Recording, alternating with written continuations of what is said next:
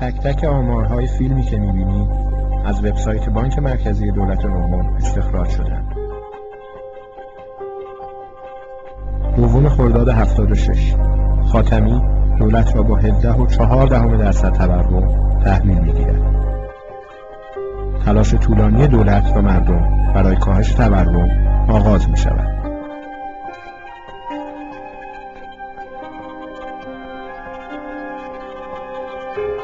سال 1384 محمود احمدی نژاد در حالی دولت را از محمد خاتمی تحویل می‌گیرد که در عرض 8 سال نرخ تورم تا 10.4% پایین آمده است.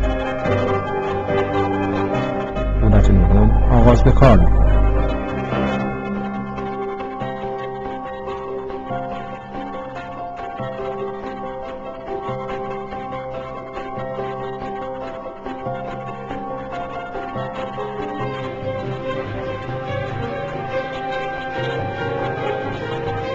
نتیجه 8 سال تلاش ملی برای کاهش تورم در عرض 3 سال از بین می‌رود.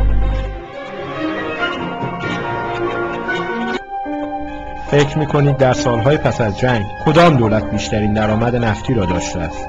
سال 68 دولت هاشمی آغاز به کار می‌کند.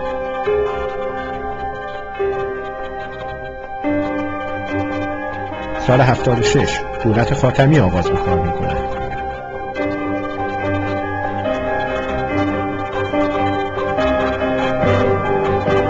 سال 84 دولت احمدی نژاد آغاز به کار می‌کند.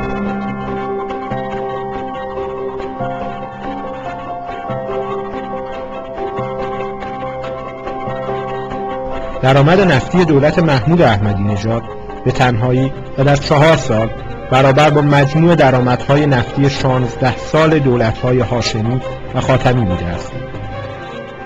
این همه درآمد صرف چه کاری شد؟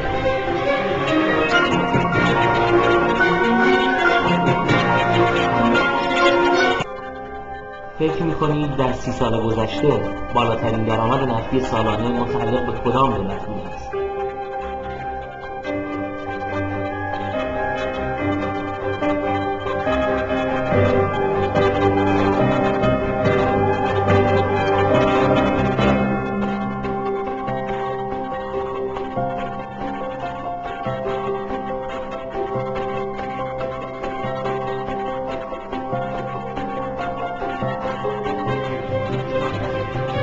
دولت احمدی نژاد با میانگین 70,000 میلیارد تومان در سال رکورددار درآمد نفتی تاریخ ایران است.